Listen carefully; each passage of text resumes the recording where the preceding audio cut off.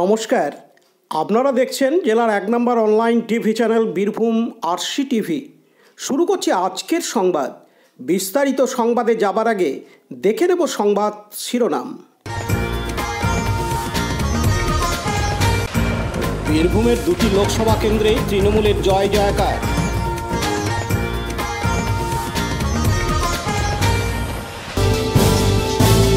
বীরভূম জেলার বোলপুর লোকসভা ও বীরভূম লোকসভা কেন্দ্রে তৃণমূল কংগ্রেসের দুই প্রার্থী বিরাট মার্জিনে জয়লাভ করেছে। বোলপুর লোকসভা কেন্দ্রে তৃণমূল কংগ্রেসের প্রার্থী অসিত মাল প্রায় ৩ লক্ষ ভোটে জয়ী হয়েছেন বলে জানা যায়। অপরদিকে বীরভূম লোকসভা কেন্দ্রের প্রার্থী তৃণমূলের সাংসদ পুনরায় তৃতীয়বারের জন্য জয়লাভ করেছেন। প্রায় ১ লাখের উপর বেশি ভোট পেয়ে সাংসদ শতাব্দী রায় জয়লাভ করেন। তৃণমূল কংগ্রেসের সমর্থকরা বোলপুরে আনন্দে আবির খেলায় মেতে ওঠেন। বীরভূম জেলা পরিষদের সভাধিপতি ফাইজুল হক ওরফে কাজল শেখ, কেতুকডামের বিধায়ক শেখ শাহনাজ, নানুরের বিধায়ক বিধানচন্দ্র মাঝি সহ অন্যান্য তৃণমূল কংগ্রেসের নেতৃত্ববৃন্দ বিশাল বিজয় মিছিল বোলপুর শহরের পথ পরিক্রমা করেন। এদিন বীরভূম জেলা পরিষদের সভাধিপতি কাজল শেখ জানান, ছিল কারণ 2011 থেকে 2024 মাত্র কয়েক বছরের ব্যবধানে আমাদের মানবিক মুখ্যমন্ত্রী মাননীয় মমতা বন্দ্যোপাধ্যায় বাংলার বুকে যে অভাবনীয় পরিবর্তন ঘটিয়েছেন এটা তারই প্রতিফল। অনুরূপভাবে কেন্দ্রীয় সরকার বাংলাকে যে বঞ্চনা করেছে, অবজ্ঞা করেছে, অবহেলা করেছে, 100 দিনের ক্ষেত মজুর যারা যাদের খেটে খাওয়া ক্ষেত মজুর, দিন আনা দিন খাওয়া, যারা 100 দিনে কাজ করেছিল, তাদের ন্যায্য পাওনা, ন্যায্য দাবি, ন্যায্য অধিকার থেকে কেন্দ্র সরকার বঞ্চনা করেছে।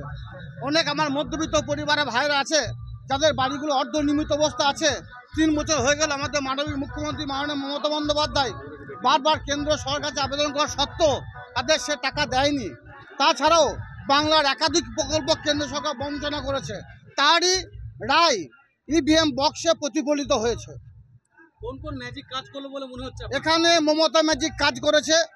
আমাদের বীরভূম জেলার আমাদের অভিভাবক অনুব্রত মণ্ডল মহাশয়কে মিথ্যা মামলায় ৩হার জেলে আবদ্ধ করার পর স্বয়ং দলনেত্রী মমতা বন্দ্যোপাধ্যায় বীরভূম এসে বীরভূম জেলার দায়িত্ব নিজের কাঁধে নিয়েছিলেন এবং আমাদের সেনাপতি যুবরাজ অভিষেক বন্দ্যোপাধ্যায় বিভিন্ন সময়ে বীরভূম জেলায় বারবার এসে আমাদের মতো যারা সৈনিক আছে তাদেরকে উদ্বুদ্ধ করেছেন, তাদের দিশা দেখিয়েছেন, তাদের পথ দেখিয়েছেন। সেই পথকে অবলম্বন করেই বীরভূম জেলার জনজোয়ার হয়েছে, ঘাসের ওপর জোড়া ফুল ফুটেছে। বীরভূম জেলার জাতি ধর্ম মতামত নির্বিশেষে সমস্ত সম্প্রদায়ের মানুষ দুহাত ভরে মমতা বন্দ্যোপাধ্যায় অভিষেক বন্দ্যোপাধ্যায় মমতা প্রার্থীকে আশীর্বাদ করেছে।